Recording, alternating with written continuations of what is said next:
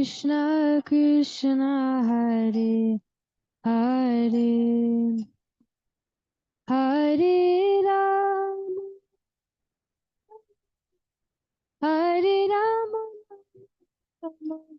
Hare Hare Hare Krishna.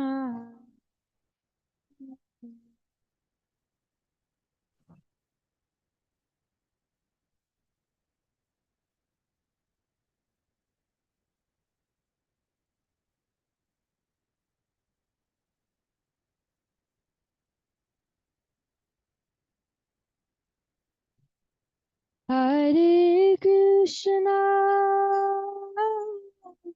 Hare Krishna, Krishna Krishna, Hare Hare, Hare Rama, Hare Rama, Rama Rama, Hare Hare, Hare.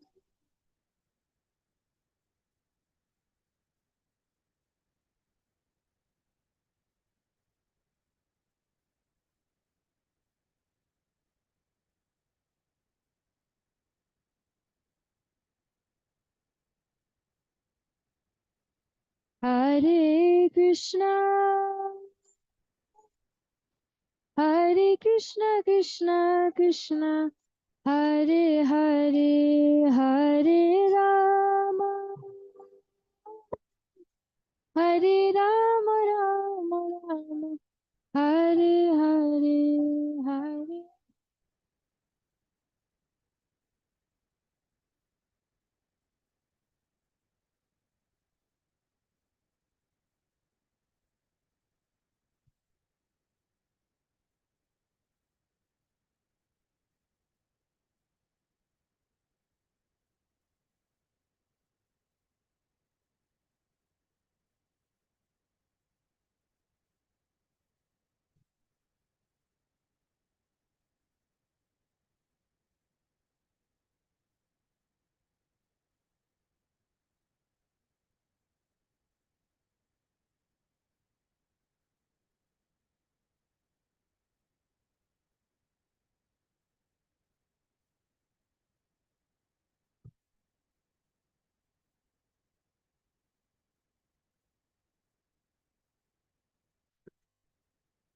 हरे कृष्ण।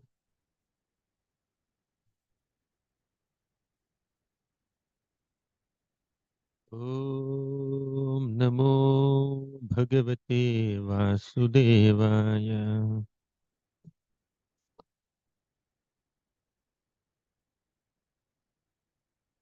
ओम नमो भगवते वासुदेवाय।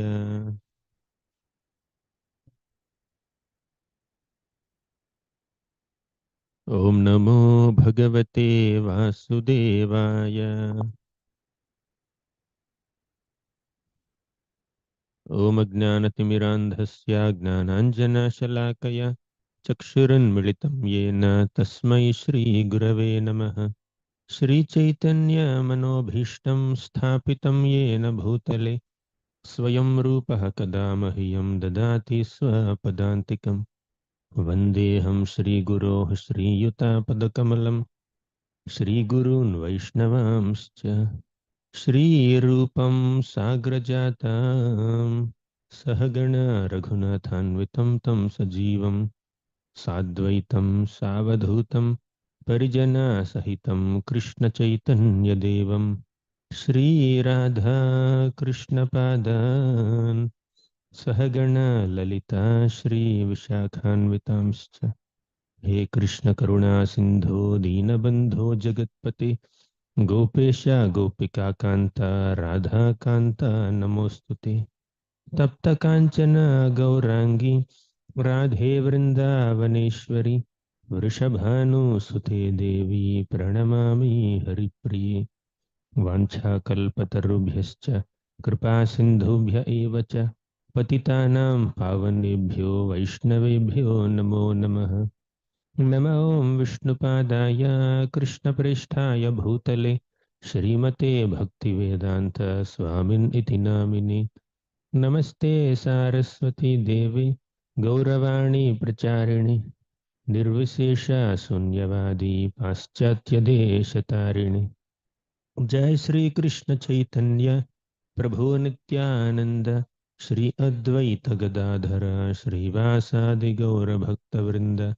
हरे कृष्णा कृष्ण कृष्ण हरे हरे, हरे राम राम राम हरे हरे। हरे Krishna.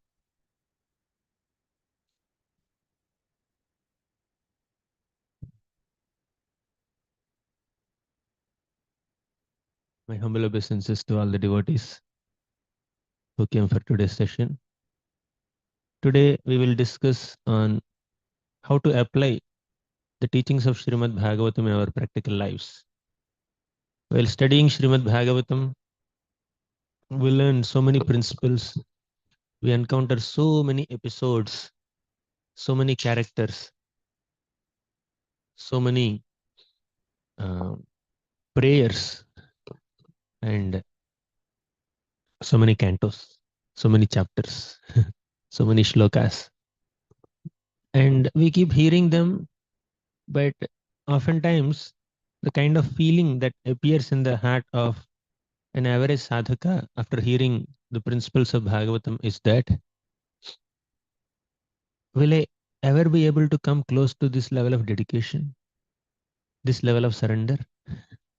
When you hear Ambarish Maharaj's forgiveness, Parikshit Maharaj's tolerance, Kunti Maharani's patience, Draupadi's accommodativeness, uh, Uttara's dependence, Vyasadev's commitment, Narada Muni's zeal to spread Hari Bhakti, Lord Brahma's determination in his service, and Prahlad Maharaj's absorption in the glories of Krishna in his meditation on Lord Hari. Dhruva Maharaj's committed performance of the Abhideya process given to him by his Guru, Narada Muni. When we hear all these exalted examples, Bali Maharaj's surrender, we feel, where am I and where are they? Did you ever feel like that? Anytime? Uh, will I ever be able to make it this lifetime or even after a few lifetimes? Will I be able to manifest their surrender or their Vaishnava qualities in one lifetime? So bhakti seems very difficult path. However, all these exalted examples are there in Bhagavatam not to scare us, but to give us hope, not to make us hopeless, but to actually give us hope. Because a sadhaka's focus should not be on one's own disqualifications. A sadhaka's focus should be on Krishna's mercy. Although I am unqualified or disqualified in hundreds and thousands of ways, Krishna's mercy, Krishna's mercy is greater than my disqualifications. With that hope, devotee continues the path of bhakti. Although I am unable to concentrate on the holy name of Krishna, although it is my misfortune that I don't have attraction towards Krishna's Nama Rupa Guna Leela, although it's my durdaivam, misfortune, that I don't have anuraga for the all merciful and all powerful holy names of Krishna, still I will be able to uh, make it by Krishna's grace. Because Krishna's grace and Vaishnava's grace, devotee's grace, is more powerful than all our disqualifications put together. If only we have sincere desire to serve the Lord, to get connected with the Lord will automatically bestow all his benedictions, all his mercy, and he sends his representatives in the form of so many pure devotees and acharyas to guide us on the path of bhakti. We are beggars. We have no control over anything in this material world. Although out of false ego, we think we are the doers and controllers. Ahankara vimodhatma karta aham iti manyate. The conception of being a doer in this material world will inevitably make the conditioned soul think of oneself as an enjoyer. This doership mentality and enjoyership mentality are inseparable. When I think I do things, I'm doing things, naturally I feel I need to enjoy the results of whatever I do. In such a state of mind, Krishna's instruction of karmanyavadhikaraste mafaleshu kadachana, that doesn't make any sense to a conditioned soul. Karmanyeva adhikar, we have the responsibility and right to perform our karma, prescribed duties. Mafaleshu kadachana. No, uh, we are not entitled for the results. I have no control over the results. My God. Then ma karma phala hetur bhur. Although you are doing so many activities, don't think that you are the cause of the results of your activity. That's even more purifying, bewildering. If somebody accepts these three lines, karmanyeva adhikaraste, ma phaleshu kadachana, ma karma phala hetur bhur, they will say, why should I work at all? Let me be detached. Then Krishna says, mate sangostu akarmani. Don't be attached to not doing your work. Do your work. It's inconceivable teaching of Krishna. But advancement in bhakti and satisfaction of bhakti depends on the acceptance of Krishna's instructions and grace and being grateful for it. Srimad Bhagavatam presents very profound truths, profound principles. They seem very lofty, far, far away from the situation of a conditioned soul. But still, by Acharya's grace, they become accessible to us. They become uh, relatable to us when we regularly hear Harikatha.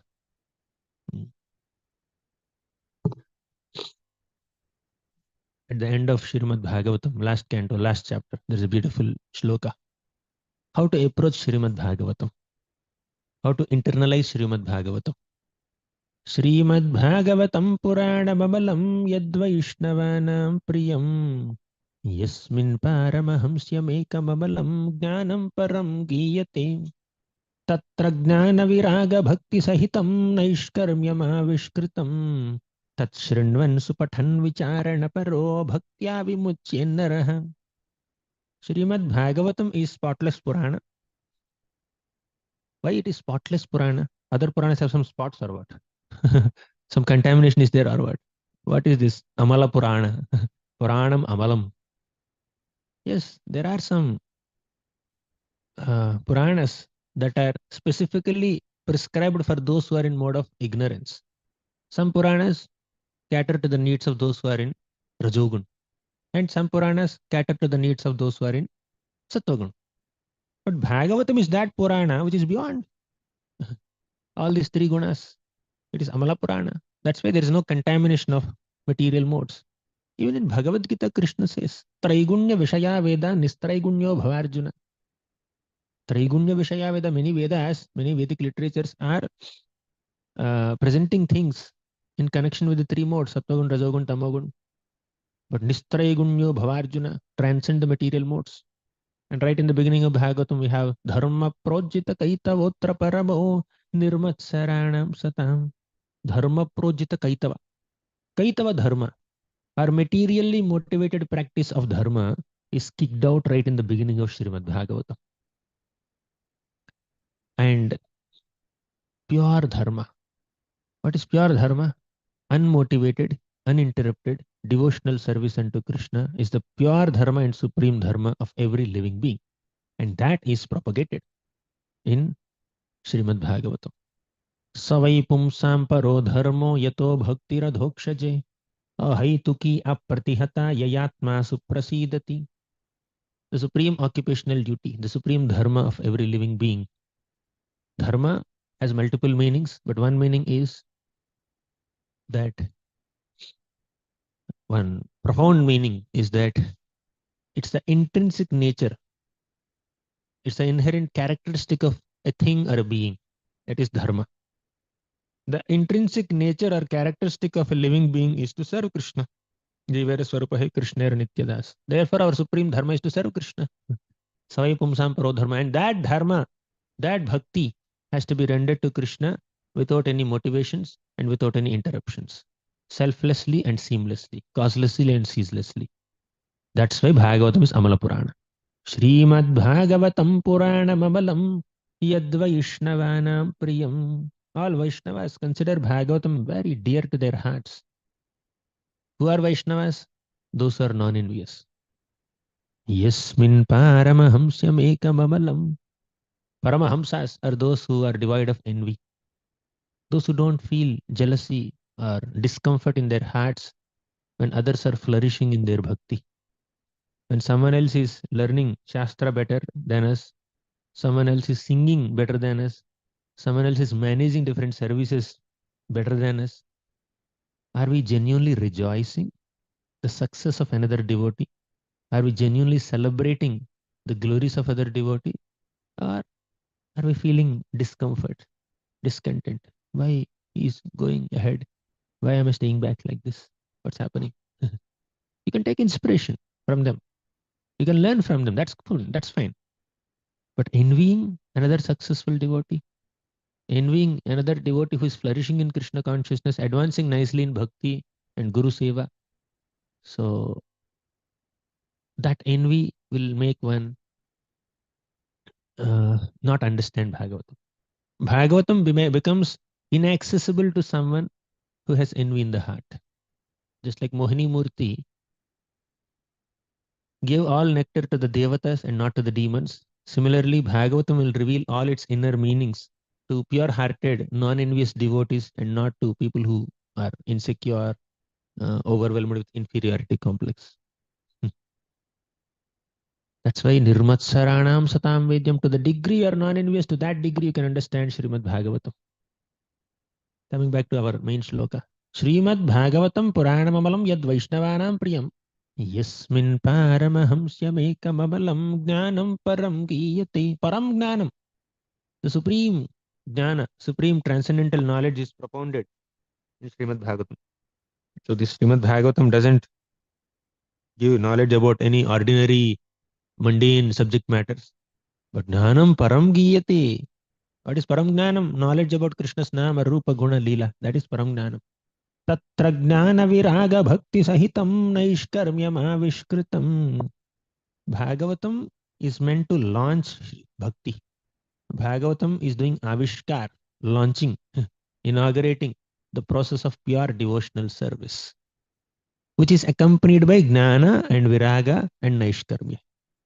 Naishkarmya means non-reactionary work or activity, action, which has no reaction. Most of the activities in this material world end up in reactions. Material action, whether it is pious or impious, they will lead to reaction. Pious reaction and impious reaction. Papa karma and punya karma.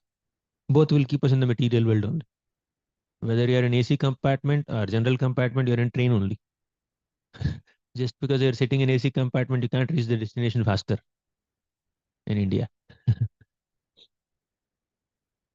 Unless you take a flight. Bhagavatam gives us flight tickets. Not general compartment or AC compartment tickets. Dharma projita kaitavo atra paramo nirmatsaranam satam. Parama dharma, not kaitava dharma. Kaitava dharma is rejected. So tatra jnana viraga bhakti sahitam naishkarmyam aviskritam. Jnana, knowledge automatically comes by studying Bhagavatam, by doing bhakti. Viraga, detachment automatically comes. Naishkarmya, our activities will not produce any material reactions. So what are we supposed to do? How are you supposed to approach Srimad Bhagavatam? Tat Shrinvan Supathan Vicharana Paro Bhaktya Vimuchyennarah. Tat Shrinvan, hear Bhagavatam regularly. Supathan, study Bhagavatam nicely. Vicharana Paro, contemplate. Don't just hear and revise, ruminate, reproduce in the exams and get certificates. Right? So you may do that. But there's something more to it. Tat Shrinvan, here Bhagavatam, Supathan, study nicely. Pathan means studying. But the shloka did not stop there. Shrinvan, Supathan, Vicharana Paro, contemplate, introspect on things. Just introspect, go deep. When you are reading the story of Ambrish Maharaj, meditate on the qualities of forgiveness exhibited by Ambrish Maharaj. When you are reading the story of Bali Maharaj or Parikshit Maharaj, meditate on their quality of tolerance, their devotion, their detachment. When you are uh, meditating on the story of Bharat Maharaj, please see how distractions in bhakti can come at any time. Even if you come to the level of bhava, there could be a distraction in bhakti. So I should protect myself. I should safeguard myself from all the allurements and temptations and distractions of Maya. So, not just going through the stories, but also getting the messages from the stories and trying to apply them, internalize them, absorb them, realize them, and apply them. When you apply, then it will become a part of the system. It will become a part of our personality. So, it is Srinvan Supathan Vicharana Paro, Bhaktya with devotion. Vimuchye Naraha. Then we will be released from this pangs of material existence. Now, how to apply teachings of Srimad Bhagavatam. So we discussed the key shloka, Tat Srinvan Supathan Vicharana Paro. We hear sincerely on a regular basis, Nityam Bhagavata Sevaya. Then we study it also, not just hearing, we should study. Supathan. Then we also contemplate, Vicharan. Only three things. Sravanam, Pathanam, and Vichar. And of course, Kirtan is there in many other shlokas. We should do Kirtan also. Vicharana involves two things. One is Mananam and second is Nididhyasana. Manana means you revise what you have already studied.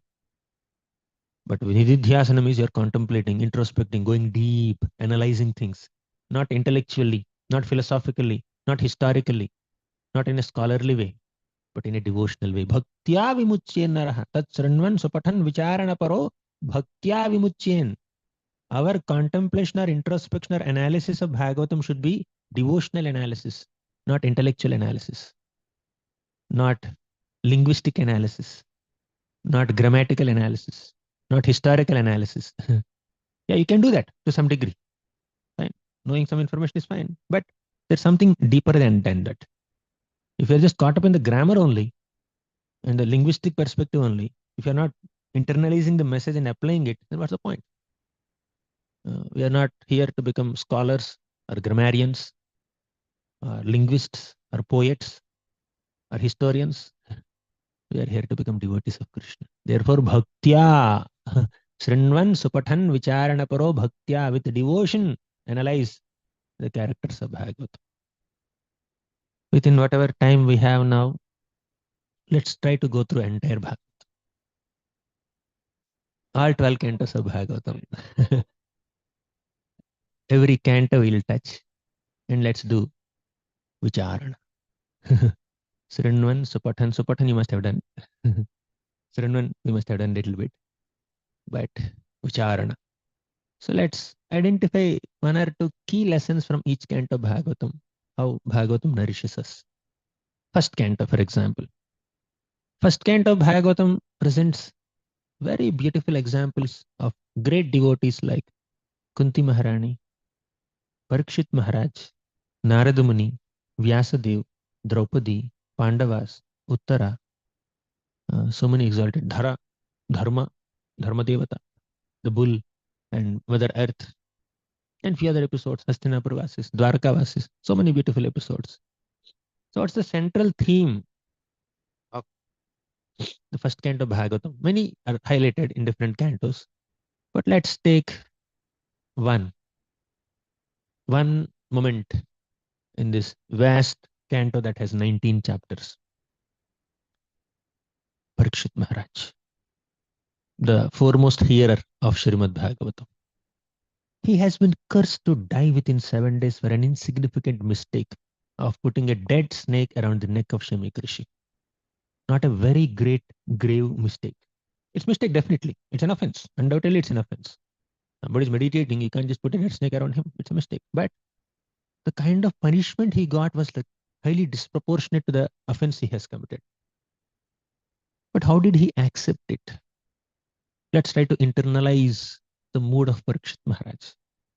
Parikshit Maharaj accepted the mistake. He did not justify it. He admitted it and he repented for it sincerely. And he also expected a punishment for it. Yes, I have done this offense to this great sage. I must be punished for the mistake I have committed. Otherwise, I will tend to commit the same mistake again. And also, I will have my relatives and other citizens get affected by the result of my mistake. I don't want anyone else to suffer because of my offense. Let me only the suffer for the offense I have committed. And when someone came and told him, "You have been cursed to die within 7 days," Parikshit Maharaj saw that curse as blessing in disguise. Yes, it's a blessing in disguise. It will be the cause of my indifference to all worldly attachments.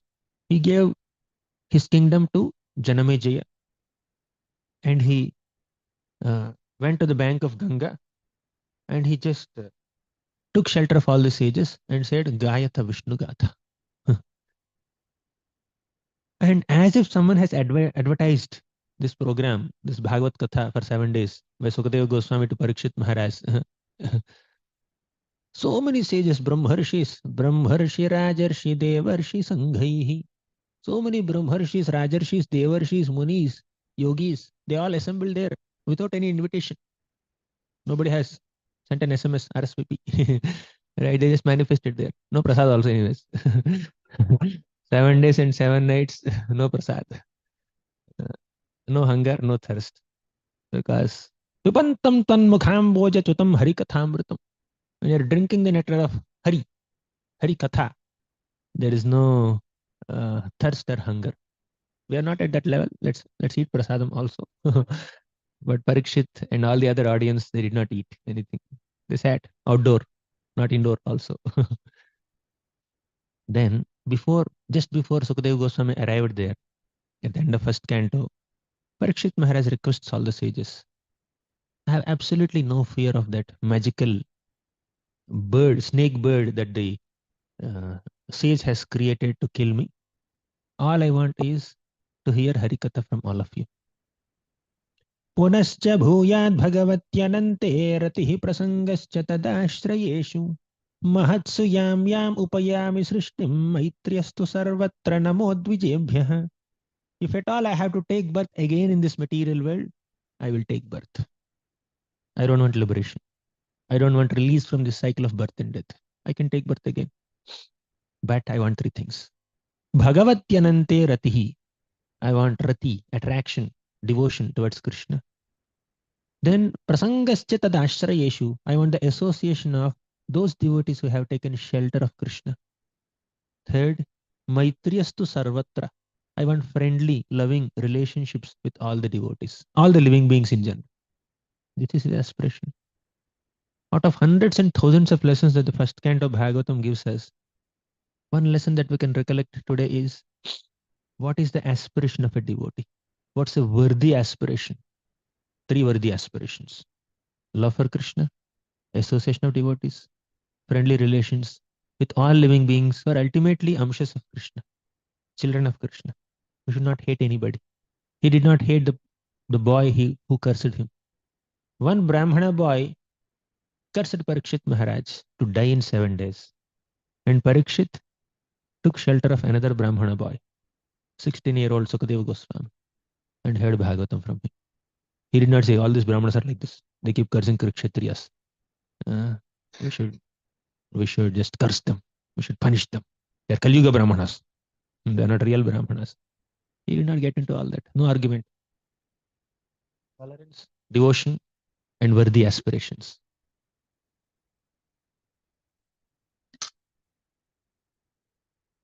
As we enter the second canto of Srimad Bhagavatam, it's a beautiful shloka. So many beautiful shlokas. But one is अकामः सर्वकामो वा मोक्षकाम उदारधीः तीव्रेण भक्ति योगेन यजेत पुरुषं परम्. Whether you have all kinds of material desires or no material desires at all, or specifically a desire to attain liberation, better worship Krishna only. You don't have to go to any other shelter. Worship Krishna. The universal relevance of Bhakti Yoga in the lives of anybody from any background is highlighted in second canto. Second canto presents various spiritual paths on the Vedic landscape. Virat Rupa meditation, Paramatma meditation, Ashtanga yoga, Dhyana yoga, uh, and Devata worship, Vigraharadhana. And after presenting Jnana yoga, Karma yoga, after presenting all of them, second canto binds them together and says, Bhakti is the essence. Accept it. That's the most important lesson from the second canto of Bhagavatam. And there are many more. Once Narada Muni asked Brahma, Brahma, you are the creator of the universe. You know everything about the universe. When somebody keeps a amalaki fruit or some walnut in his hand and then closes like this, everything about the walnut is in his hands. Right? Similarly, entire universe is in your hands. Then Brahma said, my dear Narada Muni, you are mistaken. I am just a secondary creator of this universe. I only do visarga. Sarga is done by the Lord. I only recreate what has already been created by the Lord. I am just an instrument in Krishna's hands. I have absolutely no sense of doership here. As long as I surrender into Krishna and follow his instructions, I can do this service. Only by his empowerment I am doing it. So second canto also highlights this important lesson. Whatever we do in our life, whatever devotional accomplishments we have in this world, they're all by the grace of Krishna. We alone, we cannot achieve anything. We are not doers. We do. We are not enjoyers. We enjoy. But our doing is service. Our doership is seva unto Krishna. Our enjoyment is in pleasing Krishna. Samsiddhir haritoshan. Not that we are not the doers, we are not the enjoyers, does not mean we should not do anything, sit in one corner and then keep quiet. Or we are not enjoyers means does not mean taking prasadam, I should not enjoy. Or taking darshan of the Lord, I should not enjoy. I'm not enjoy. So you are enjoyer, but your enjoyment is in connection with Krishna. That's a real enjoyment. You are not the enjoyer of matter, but you are enjoyer on a spiritual plane. Susukham kartum avyayam. We are anandamayo bhyasat. How can we say we should not enjoy? Somebody asked this question. While eating rasgulla, I'm enjoying. This enjoying spirit is there in me. You enjoy na? Krishna prasadam. It's offered to Krishna, enjoy. Why are you feeling so guilty about it? Why are you feeling so repentant about it? So many sinful activities we have done, repent for them. Not for eating rasgulla. Offer it to Krishna with tulsi leaf on the and rasgulla, eat it, no problem. As long as doctor says don't eat it. Doctor, as long as doctor doesn't prohibit it, you can eat it. So we are enjoyers, but our enjoyment must be in connection with Krishna. We are anandamayo bhyasat. A living entity by nature intrinsically is pleasure seeker. We are anandamayo bhyasat. Krishna is the supreme pleasure seeker, and we are minute parts and parcels of Krishna. Therefore, we also seek pleasure. In what? In Krishna Seva. That's very beautifully highlighted in the second canto of Bhagavatam. If you go to third canto of Bhagavatam, so many beautiful lessons. But to just one way of looking at this cross-sectional overview of Bhagavatam is to highlight the commonalities amongst all cantos. But I'll try to focus on the uniqueness of each canto. Each canto gives a unique lesson also and something common also. Prayers are common. Krishna's glories are common. One thing that comes to my mind right now is the four Kumaras went to Vaikuntha. Then Jaya and Vijaya blocked their path. You cannot enter Vaikuntha, they said. Then the four Kumaras became very angry. You are living in Vaikuntha, which is supposed to be free from all envy, and you are manifesting a quality which is incompatible with the mode of Vaikuntha. What do you think? Some enemy will come into Vaikuntha? Why are you feeling so insecure? Why are you feeling that we are intruders? Without the Lord's sanction, without having any qualification, will we enter Vaikuntha? And even if we enter Vaikuntha, will we cause any harm?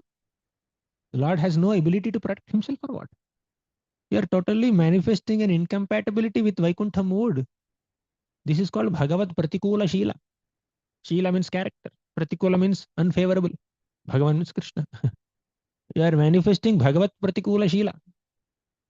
Means a mood that is incompatible with the expectation of the Lord. So you don't deserve to stay in Vaikuntha. Go to go to the material world as demons. Then the Lord came there and said that, oh four Kumaras, my devotees have offended you. They did not allow you inside Vaikuntha. I'm really sorry for it. If my servants have behaved in a hostile manner towards you, I will lop off my arm. So one lesson that we can learn from here is a master takes responsibility for the mistakes of the servant. Even if a servant does so many mistakes, a master never disowns the servant. A master never rejects the servant. The Lord definitely felt that this is not proper. I am Namo Brahmanya Devaya and they are offending Brahmanas. The Lord definitely did not like what four Kumaras did, or not Jay and Vijay did, from one perspective. There are multiple reasons. The Lord does enacts many pastimes for multiple reasons. One perspective of looking at this episode is that the Lord is owning the mistakes of his devotees and even apologizing in front of his guests. So that's one important lesson. And many other lessons are there. Then fourth canto Bhagavatam. Such a beautiful canto that has so many episodes. Up to third canto Bhagavatam, we find a lot of philosophy, a lot of philosophical analysis, so many long philosophical episodes. Sattva is there. But fourth canto is having a lot of stories. First Daksha and Shiva story, then Dhruva Maharaj's story, Prithu Maharaj story, Anga Maharaj, Vena Maharaj, Prachetas, Prachina Barhi. Beautiful stories are there. Let me just recollect one. In the beginning of fourth canto Bhagavatam, we have Shiva sitting in a big assembly that's filled with so many sages and devatas. And Shiva is meditating on the Lord. Next to him was Brahma. In such a wonderful assembly, Daksha made his entrance. Everybody stood up to honor Daksha, to receive Daksha, to welcome Daksha. But two people did not stand up, Shiva and Brahma. Daksha went to Lord Brahma and offered obeisances. And Daksha noticed Shiva, who is not getting up to receive him. He said, I am superior to him. I am his father in law. I have given my daughter in marriage to him. By accepting my daughter as his wife, he has accepted a subordinate position. I don't know what logic is this. Just because Shiva married Sati, uh, how does it make Shiva inferior to Daksha? I never understood till now. But Daksha gives that logic, claiming that I'm speaking logically. I'm speaking about good manners. I'm not speaking out of envy. I'm not speaking out of arrogance. So whatever he said, I'm not, he is. That is Daksha. Daksha is very proud. But if you just go to third canto Bhagavatam slightly, Brahma created the five kinds of Nisayans in the beginning. Then he created four Kumaras. And he told them, increase the population of this universe. Four Kumaras said, we'll remain brahmacharis. We'll not marry. Forget being brahmacharis, we'll remain kids only. 5-year-old kids forever. We'll not even wear clothes also. We'll just wander like that. Then Brahma was a bit disappointed and Shiva manifested from his eyebrows, between his eyebrows. And Brahma told Shiva, we should increase the population of the universe. We have 11 expansions and you have 11 Rudranis. So you increase the population of the universe.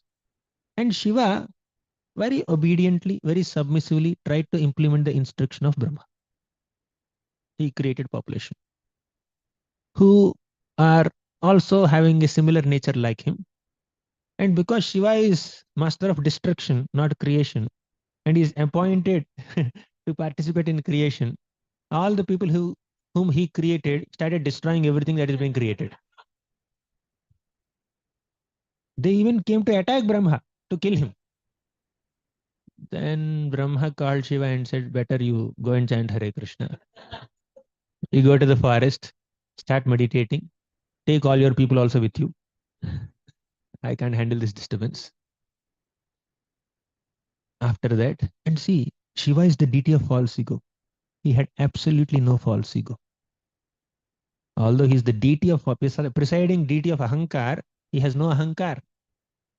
When you could not do some service, what will you do? Give me one more chance. One more chance. Let me prove myself. But Shiva did not say that. Shiva circumambulated Brahma, offered him obeisances, went to the forest to do some meditation. That is his obedience. Shiva is extremely obedient. So he left. Then Brahma created 10 other personalities. Kardama Muni, then Atri, then many other names. I forgot the names, but one is Daksha.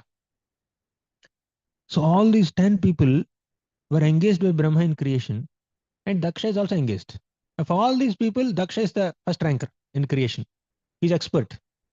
So he is an expert in creation, procreation, increasing the population of this universe, and everybody started clapping him. Wonderful, wonderful seva you have done. And that went into his head. He became so proud, right? I'm an expert in creation. And Brahma's main need, the current stage of creation, is to increase the population. And it is me who has contributed for this most exalted and important seva. But Shiva failed. Shiva is unsuccessful in doing this service, isn't it? Shiva failed. He went to meditate. He went to chant Hare Krishna. Who is better? Who is doing so much service on the street? or, or one who is chanting Hare Krishna in the home, in the cave? Daksha thought that I'm accomplishing so much, I'm better than Shiva. So this is immaturity, sheer immaturity, arrogance. We should do service to Krishna undoubtedly. We should do so much hard work. We should extend our. We should be very creative. We can accomplish many things in the service of Prabhupada. But if all that accomplishments are inducing arrogance and pride in us, and we are disrespecting other devotees who may not have contributed like us, that is such a great disservice to the Lord. And Daksha is doing this disservice. The take home message here in this episode, in this fourth canto, is character is more important than accomplishments. Shiva has an exemplary character. Although Daksha was chastising him, criticizing him, cursing him, and walking out of the assembly, Shiva kept quiet, very tolerant. He responded only when Sati died. Till then, Shiva was always tolerant. Even when somebody criticizes us, demeans us, disrespects us, how much patience we have, how much tolerance we have. Shiva is exhibiting Trinadapi Sunichena, Tarorapi Sahishnuna, Amanina, Manadena qualities. But Daksha is doing so much seva, but he compromised on all the four qualities. So our focus should be on what truly matters, what pleases Krishna. What is the essence of all the spiritual processes? Krishna consciousness. Krishna consciousness means Kirtaniya Sadaharihi. When can we do Kirtaniya Sadaharihi? When we have Trinadapi Sunichena, Tarorapi Sahishnuna, Amanina, Manidana qualities. These qualities Shiva has exhibited. Let us aspire to develop these qualities. Yeah, you can accomplish many things in Krishna's seva, but ensure that all your accomplishments don't induce arrogance in us. When knowledge or accomplishment is inducing arrogance and pride and false ego in us, and that's making us disrespect other devotees, that knowledge or accomplishment is nothing but a manifestation of false ego that will never please Krishna. Character pleases Krishna, not accomplishments. You can accomplish. We are not demeaning the importance of rendering great service. Hanumanji did so much seva to Krishna. Bhima, Arjuna, Madhavendra Puri, Prabhupada, so many acharyas and so many Vaishnavas have done tremendous amount of seva to Krishna, but they maintained the mood of humility. Prithu Maharaj has done so much seva. Priyavrata Maharaj has done so much seva. But those who have done a lot of seva, but they could not maintain the mode of humility and Vaishnava character, they could never become objects of Krishna's grace. So we need to understand what is of true importance. This is one lesson from fourth canto. Let's enter the fifth canto. So many beautiful episodes are there in fifth canto. Priyavrata Maharaj, Agnidhra, Harshabhadev, Bharat Maharaj, Gaya, residents of Jambudvipa. So many beautiful episodes in Bhagavatam, 5th canto. But let's discuss a bit on the episode of Bharat Maharaj. Bharat Maharaj responsibly ruled the world for thousands of years, and he retired from his position as a king and entered the forest. He did not have lust. He did not have envy. He did not have greed. He has absolutely no pride. But he had humility, compassion, tolerance, patience, kindness, extending a helping hand when others are in need. He has those qualities. Maya attacked him through those qualities. Although we are supposed to cultivate good qualities, we need to understand that Maya can attack us through through good qualities also. He did not have bad qualities. He had compassion, and Maya attacked him through compassion. And he became so compassionate on the deer. By being overly affectionate to the deer, he compromised on all his spiritual practices. He forgot his sadhana. While doing sadhana, he is waking up sometimes. He is opening his eyes sometimes and looking at the deer. Oh, how is the deer doing? When he goes out to collect some sacrificial ingredients and worship paraphernalia, he would say, he would make the deer walk on the soft grassy path, and he would walk on very rough thorny path. So to that degree, he became very infatuated, thinking that he's the protector, he's the controller. I am the master of this deer. Without me nourishing and maintaining this deer will die. Who are we to maintain? Narada Muni told the same thing to Yudhishthira Maharaj. Yudhishthira Maharaj was overwhelmed, thinking that Gandhari, Dhartarashtra, Vidura, they left me. How will they maintain themselves? Narada Muni said, you are thinking you are the maintainer. You are not maintainer. Ahastani sahastana vapadani chatushpadam falguni tatra mahatam jivo jivasya jivanam. It is the Lord who is maintaining. He has created a system. One jiva depends on another jiva for its sustenance, and the Lord has created this system. And who are you to claim that I am the maintainer? I am the master. I am the controller. What nonsense is this? Focus on the service the Lord has given you. Don't think you are the maintainer. You can maintain, you can protect people, but not in the mode of doer, but in the mode of a humble representative of Krishna. We are not replacements for Krishna. We are representatives of Krishna. Our focus should not be on our accomplishment.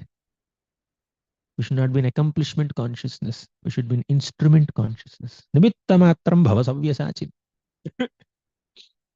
So Bharat Maharaj was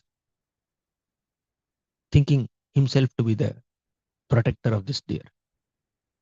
He had so much of love and affection and obsession for devotional service on the bhava plane. But all that obsession and affection and infatuation was diverted towards the deer. Not even trying to do something to the deer on a spiritual plane. But only, it's not the deer is just doing Harinam Sankirtan. Just like Shivananda Sen showed some compassion on the dog. And ultimately, dog also participated in Harinam Sankirtan, and then dog got mercy of Lord Chaitanya, and he went back to Godhead. That's fine. Devotee may show some compassion on animals also, but that's on a spiritual plane. If the compassion is on material plane, that compassion is a distraction. Don't make compassion into distraction. Compassion is an elevated quality. But Maya is so powerful that our quality of compassion will be converted by Maya into distraction, deviation from Krishna consciousness. But a deeper lesson in this episode is that Bharat Maharaj did not have anybody to correct him. He was alone practicing bhakti. He was alone doing his spiritual practices. No sangha. So we need to always keep ourselves in the association of devotees. So that's the most important lesson in Dhruvas in Bharat's episode. Then when we come to the 6th canto of Bhagavatam, we find so many beautiful episodes of holy name, Ajamil, then Chitraketu Maharaj, Vritrasur, Indra, Indra's saga, many things. But one of the key lessons in the 6th canto of Bhagavatam is Ajamil section where the holy name of Krishna is emphasized. जिह्वा न वक्ति भगवद्गुणनामधेयम् चेतश्च न स्मरति तच्चरणारविन्दम् कृष्णाय no नमति यच्चिर एकदापि तानानयध्वमसतो कृतविष्णुकृत्यान्. You know the story of Ajamil. And after the Vishnudutas thoroughly humiliated and defeated the Yamadutas, Yamadutas came to Yamaraj and said, you arrest them. You arrest Vishnudutas and come, bring them here and then punish them. Then we will accept you as our master. Otherwise, we will think that we are serving a firefly. They challenged Yamaraj also. Then Yamaraj said, please understand that you should not bring people who are chanting Hare Krishna to hell. You are not authorized to touch them. Put this sloka in the notice board. Jihvana Vakti Bhagavad Gunanamadheyam. Jihvana Vakti Bhagavad Gunanamadheyam. Those who are not chanting the holy names of Krishna with their tongues, bring them to hell. Chetaschana Smarati Tacharana Aravindam. Those who are not remembering Krishna, Krishna's lotus feet within their minds, bring them to hell. Krishnayano Namatiya Chira Ekadapi. Those who have not offered obeisances to Krishna even once, bring them to hell. Is it clear? Tananayadhyamasato akrita Vishnu Krutyan. They have not done any activities connection with Krishna. So you just put this shloka in the notice board. And whom not to approach, my dear Yamadutas? He said, Te deva siddha parigita pavitra gatha ye sadhava samadrisho bhagavat prapannaha tannopasidata harer gadaya bhiguptan naishambhayam nachavayah prabhavama dandi. Great devotees of the Lord who are absorbed in uh, their devotional practices. Te deva siddha parigita pavitra gatha. Their glories are sung even by great siddha purushas, great sages also. Ye sadhavaha samadrusho bhagavat prapannaha. They are great sadhus. Samadrisha, they have equanimity. Bhagavat prapanna, they are completely surrendered unto the Lord. So never try to approach them. Lord's Gada, Kaumudiki Gada is always protecting them, circling them like this. Kaumudiki Gada has created a protective circle around all the Vaishnavas. Whether we know it or not, the circle is there around all of us. Whoever tries to enter this circle, especially the Yamadutas, they will be hit by Kaumudiki on their heads. Okay. This is what uh, Yamaraj told the Yamadutas. These are the policies, SOPs of Yamalok.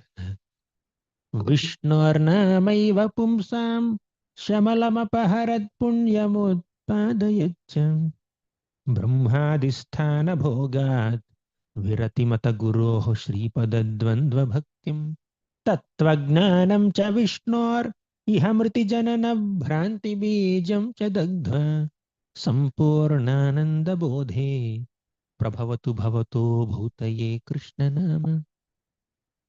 Vishnor Namaiva Pumsam Shamalamapa Punyamutpadayaccha. If you chant the holy names of Narayana, Krishna, Vishnu, Shamalamapa Punyamutpadayaccha, all your mala contamination of anarthas is completely eradicated and you will get punya. Not this material punya that takes you to the heavenly planets, spiritual punya that takes you to the spiritual world. Punya is of two types, material punya and spiritual punya. Punya Shravana Kirtana. Shravana Kirtana is never punya, ordinary materialistic piety. It's spiritual piety. Not only that, Brahmadisthana bhogat viratimatha guroho shripadadvandva bhaktim. You want to intensify your dedication to the lotus feet of Guru? Chant the holy names of Krishna. You want to develop detachment from everything that is material? Chant the holy names of Krishna. Brahmadisthana bhogat viratim. You will not have any attraction to even the position of Brahma if you chant the holy names of Krishna. But in this little management, Brahma's position is insignificant for a devotee who's chanting the holy names of Krishna, technically speaking. But in our little, societies or little small, communities, we may aspire for some position. Oh, I need this designation. I need to be head of this department. Okay, because I'm serving since 3 years, 5 years, right? There is some consciously or unconsciously there is an attraction towards a position. But when we sincerely chant the holy names of Krishna, we will be detached from all positions. Even if we assume some positions in this world, that's only as a part of Krishna's seva. No mood to enjoy that position. Next. Virati matha guroho Sripadadvandva bhaktim. Guroho Sripadadvandva bhaktim. If you want to have Guru Bhakti, devotion unto the lotus feet of Guru, better chant the holy names of Krishna. The power of Krishna's holy names is so much that it will make us more dedicated and surrender to the instructions of Guru, lotus feet of Guru, mood of Guru, expectations of Guru. Chanting is like that. Ajamil chanted without faith. What will happen if you chant with faith? Ajamil chanted by committing so many sinful activities. What will happen if we chant by not by following four regulative principles? Ajamil chanted at the time of death. What will happen if we chant throughout the lifetime? Ajamil chanted to indicate his son. What will happen if we chant to indicate the Lord himself? So this is the glory of Ajamil, glory of holy name in the sixth canto. In the seventh canto, we see such a beautiful episode of Prahlad Maharaj and Hiranyakashipu. One important lesson that we can internalize and try to apply in our lives is selflessness in bhakti and humility. Although Brahma came to our dear Prahlad Maharaj and said, all of us offered prayers to Narasimhadev. All of us failed in appeasing him, but only you have the ability to protect him, ability to pacify him, calm him down. Then Prahlad said, oh, really? Okay, let me try. So he went ahead. The first thing that he spoke was, Brahmadayaswara gana munayotha siddha sattvaikatanagatyo vachasam pravahihi naradhitum puru ganer adhuna pipipru kim toshtumarhati same harirugrajate. I'm coming from Ugrajati. If great siddhas who are in Sattva they could not please you. They're very eloquent, they're very poetic, they're in Sattva they could not please you. How can my prayers please you? Please you? He did not forget his position. He's very humble. He's extremely humble. Just because Brahma told him, we failed, you can do it. Oh, really? So naturally, you feel a sense of pride. Just because you're even considered to perform an activity that 100 other stalwarts have failed to do so, there is a sense of pride. But he had no pride. He said, oh Lord, Tasmadaham Vagata Viklava Ishwarasya Sarvatmana Mahigranami Yathamanisham. I will try to offer prayers as far as my intelligence allows me to do. And you just be pleased with my prayers. If at all you find any devotion, ultimately your mercy is greater than my qualifications or disqualifications. And many other beautiful prayers. So humility and selflessness. Lord Narasimha was pleased with the prayers of Prahalad and said, ask whatever you want. Then Prahalad said, all I want is eradication of material desires. Don't tempt me. I did not perform service unto you, devotional service unto you for some material benefits. I don't want to exchange my devotional service for some material benefits. You just you just be my eternal master. I'll be your selfless servant. No other relation, no other connection between us. If at all you want to offer any boon, please protect my father. Show some mercy on him.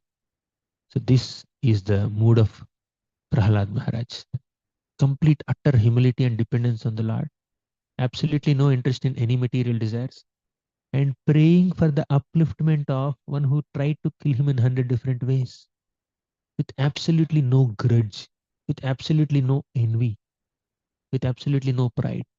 Can we love someone? Can we pray for someone who harmed us in 100 different ways? Even if he's another sadhaka. Even if another devotee just does something or says something that causes some discomfort to us, we feel like cutting relationship with them. He has behaved in ways that are not uh, comforting me, not appealing to me. He's acting against my will. Therefore, I cut a relationship with him. How many millions of times we have acted against Krishna's will? He doesn't want to cut our relationship with us, any of us. He wants to stay right within our hearts. who can be closer to us than someone who is staying right in within our hearts? He has no inclination to cut relationships. Cutting relationships is a symptom of false ego. When there's an incompatibility, yes, stay away. That's what Lord Chaitanya Mahaprabhu said. Asat sangatyage e Vaishnavachar. Asat sangatyag is important, favorable to bhakti. But even if you do tyaga of asat sanga, you are praying for those asat people. That is a compassionate Vaishnava. That's what Prahalad also did. नैवो द्विजे परदुरत्यय वैतरण्याः त्वद्वीर्यगायनमः मृतमग्नचित्ताः शोचे ततो विमुखचेतस इन्द्रियार्था माया सुखाय भरमुद्वहतो विमूढान्. I'm compassionate. I'm very concerned about all these people who are struggling in Maya Sukha. This is Prahalad's compassion.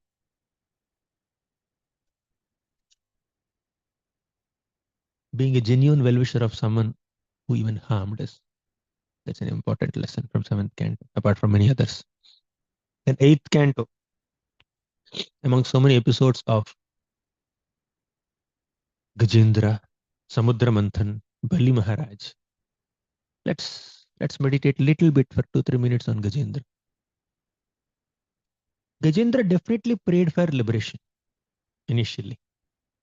He said, "Oh Lord, please come and protect me. You are the cause of all causes.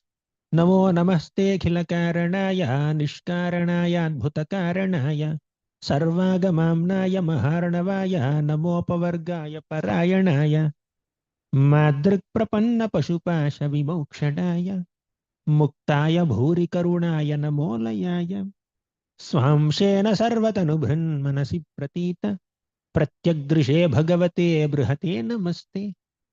So Gajendra established that although all these devatas have the ability to protect me, they have no compassion to protect me.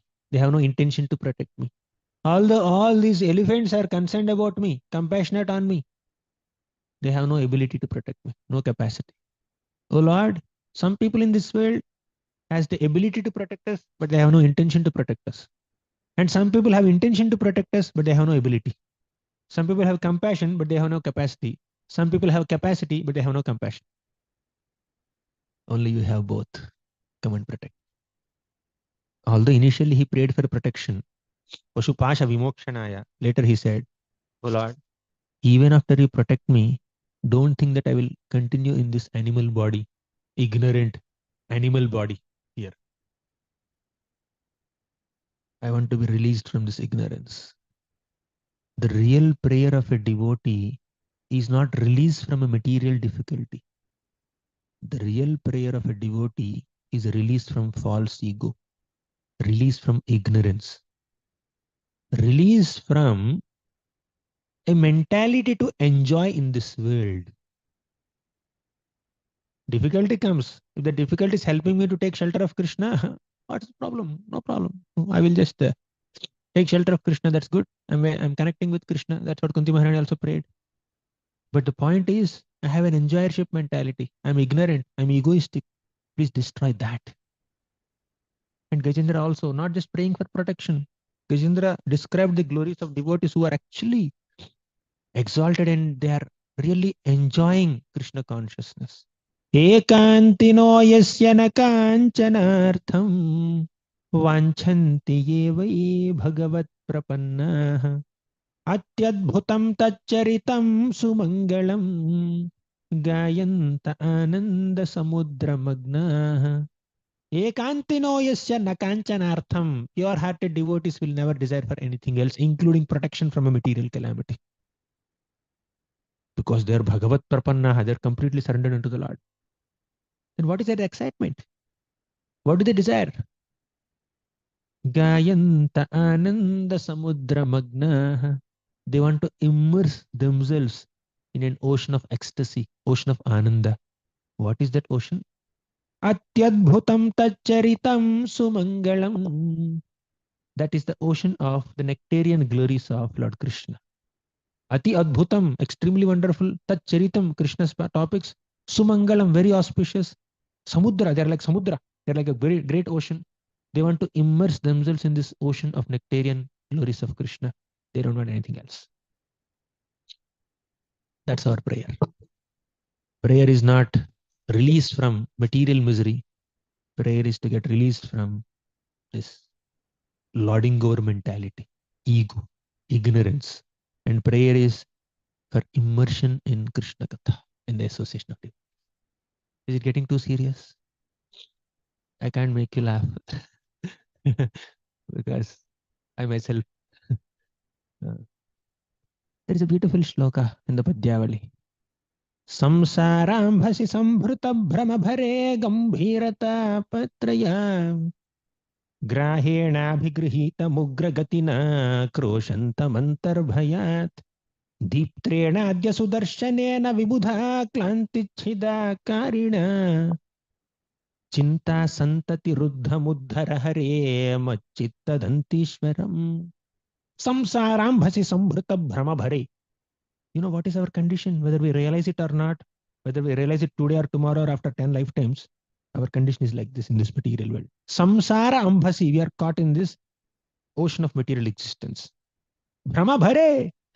Brahma bhare means it's filled with so many allurements and different distractions. Samsara ambhasi sambhrita brahma bhare gambhira tapatraya. Gambhira tapatraya. All these threefold material miseries are gambhira, very grave. So on top of it, already ocean is fierce. On top of it, a crocodile caught us. ग्राहेणाभिगृहीत मुग्रगतिना क्रोशन्तमन्तर्भयात्. Grahena abhigrihitam ugragatina. This graha, this elephant, this crocodile has caught my foot. Ugragatina, very fiercely. I thought it will leave me in 1 day or 2 days, or 1 hour or 2 hours. But for 1,000 years, it's holding on to my feet. ग्राहेणाभिगृहीत मुग्रगतिना आक्रोशंतम अंतर्भयात. Akrosha means crying piteously. Antarbhayat, because of so much fear within. So much of fear is there inside. He's crying piteously. For what? Deeptrena adya sudarshanena vibudha klantichhida karina. Please release your effulgent Sudarshan chakra that has the track record of protecting even great devatas also from all miseries. Chinta santati ruddha muddhara hare machitta dantishwaram. Machitta, my mind is, my consciousness is Dantishwaram, like Gajendra. My consciousness is like Gajendra. What is Gajendra's situation? Caught up in this samsara ocean, caught up by crocodile. My mind is also like that. The real prayer is not to release from crocodile. The real prayer is, please release me from ignorance. Release me from ego. The ninth canto of Bhagavatam has so many small episodes. One of the most prominent and my favorite episode is Ambarish Maharaj. How much forgiveness he had.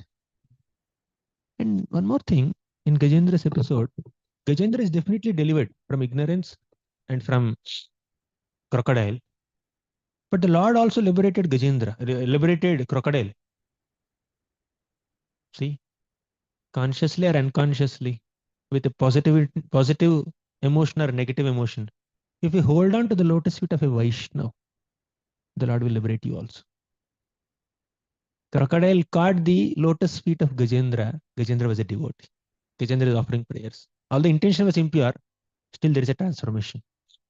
That's the power of bhakti. Somehow or the other coming in contact with the Vaishnava. Ninth canto, we have the example of Ambarish Maharaj. Ambarish Maharaj was attacked by Durvasa Muni, and Durvasa Muni tried to kill Ambarish Maharaj by a fiery demon, and Sudarshan Chakra protected him. And Durvasa Muni went to Brahmanda Brahman, and he came back and fell at the feet of Ambarish Maharaj to cut the long story short. You know what Ambarish Maharaj did? The height of forgiveness. If only we can cultivate this quality of forgiveness, life will become perfect. In fact, for a Vaishnava, there is no question of forgiveness only. Because he never takes offense. A devotee never takes offense. So devotee never has to say, I forgive you. I'm forgiving you. Don't worry. Mashucha. Devotee doesn't have to say it at all. Because he never took offense. There is a question of forgiveness. So forgiveness quality doesn't exist in the dictionary of a devotee. But for all practical purposes, we We call this mentality of a devotee forgiveness. Durvasmani fell at the feet of Ambrish Maharaj. Ambrish felt very uncomfortable. Such a great sage falling at my sannyasi, sage, brahmana. I'm a kshatriya. I'm a grahastha. I'm a king. I'm not a renunciant like him. I'm lower than him in all ways. But he's falling at my feet. He felt very uncomfortable. Then he prayed to Sudarshan Chakra. Whatever pious credits I have, whatever spiritual credits I have, in exchange for all those pious and spiritual credits, save the life of this Brahmana.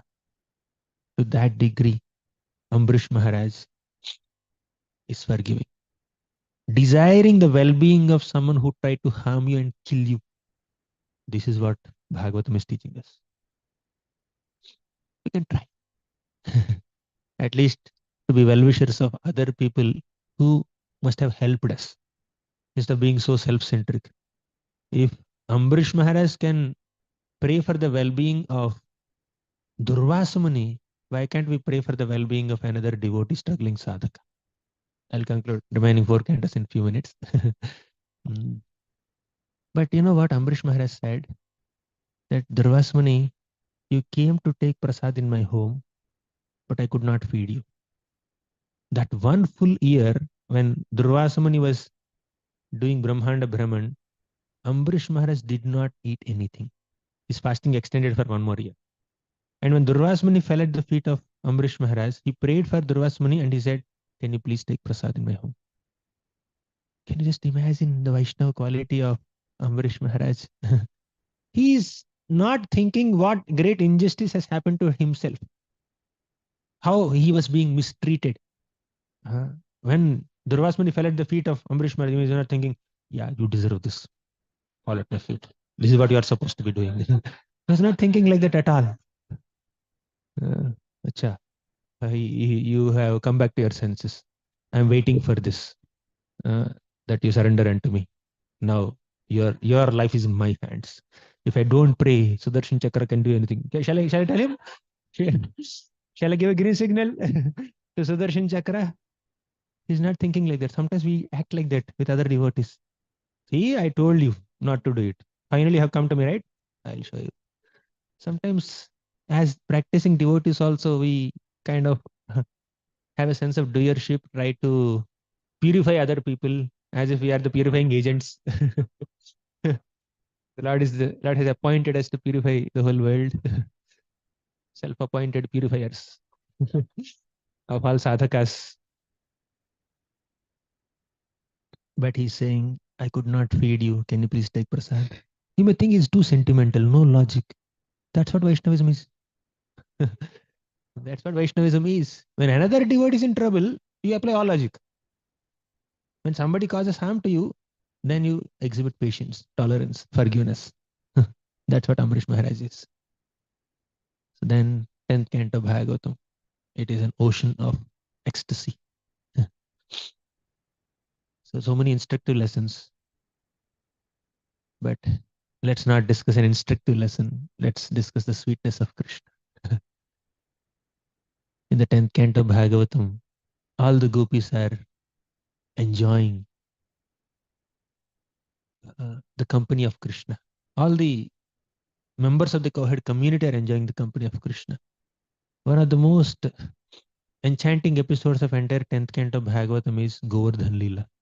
Krishna lifts Govardhan mountain and he gives the experience of seeing, gives this experience to every single member of cowherd community that he or she is seeing Krishna only, smiling at Krishna only, and Krishna is looking at him or her only.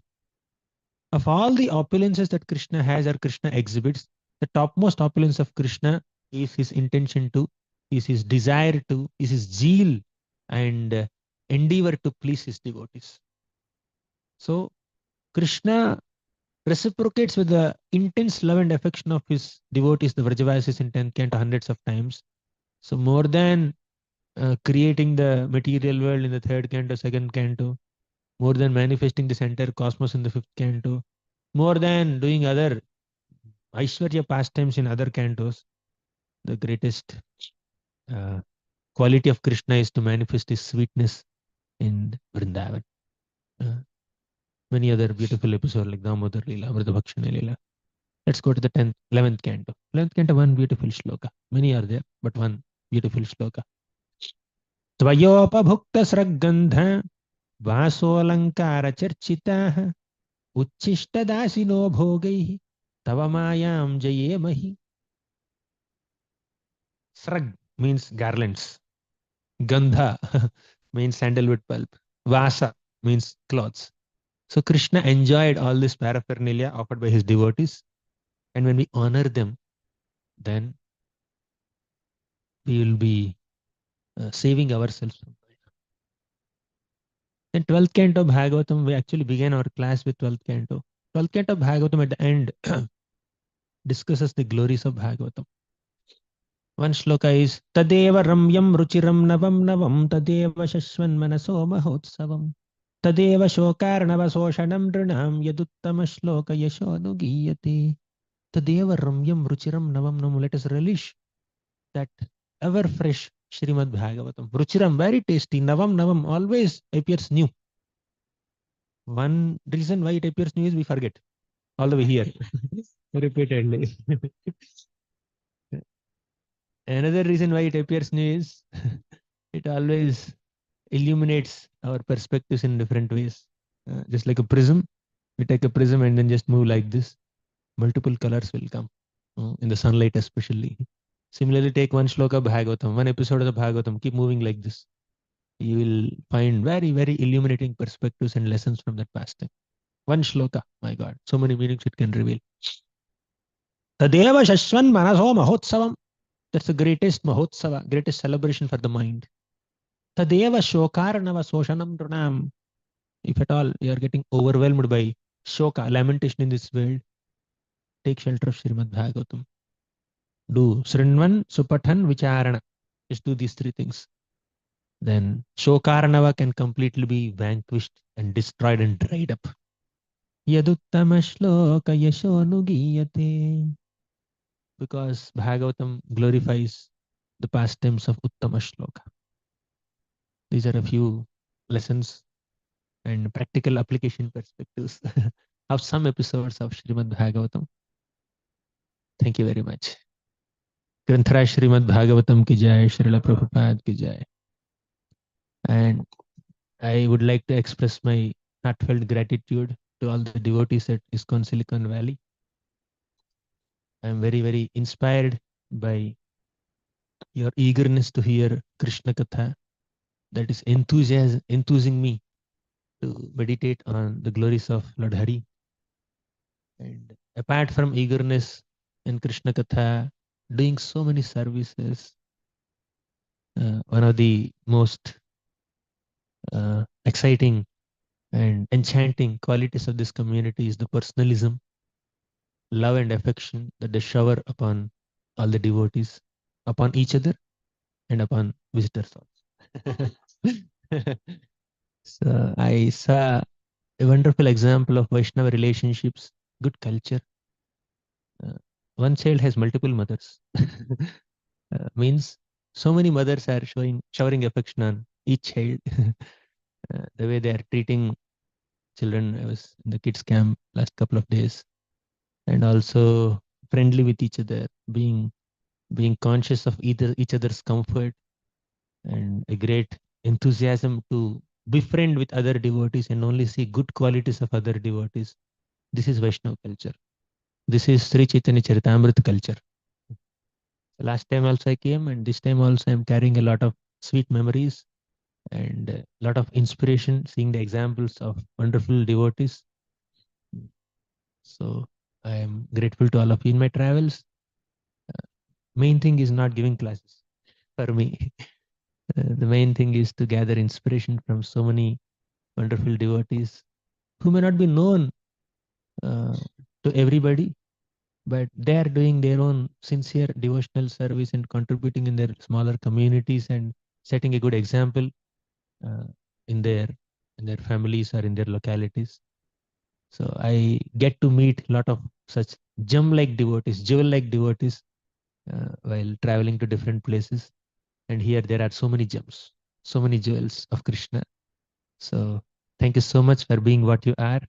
and I request your blessings and prayers for my devotional service without any pride, without any arrogance, with humility, without any deviation or distraction. Maya is very powerful. Blessings of devotees are the only hope and source of strength for all of us. I just beg your blessings and take your leave. Tomorrow early morning, I am proceeding to another destination to serve the Vaishnavas there. Thank you very much. ग्रंथराज Shrimad Bhagavatam की जय, श्रील प्रभुपाद की जय.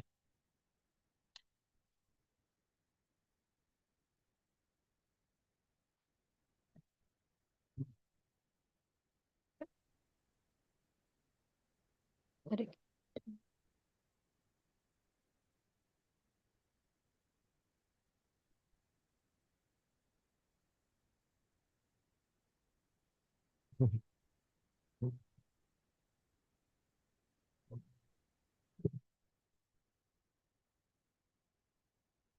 We take questions or should we conclude? I think we'll conclude. 8:40 now. I have early morning flight. But should we take one or two questions? We'll conclude. Thank you.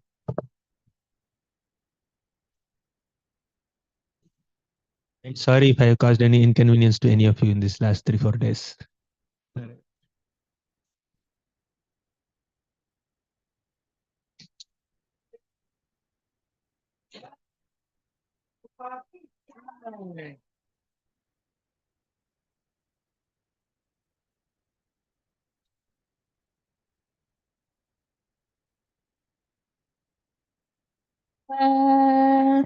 जो देन्द्रियता है का जीवे पीले विषय सागोरे तार मध्य जीवा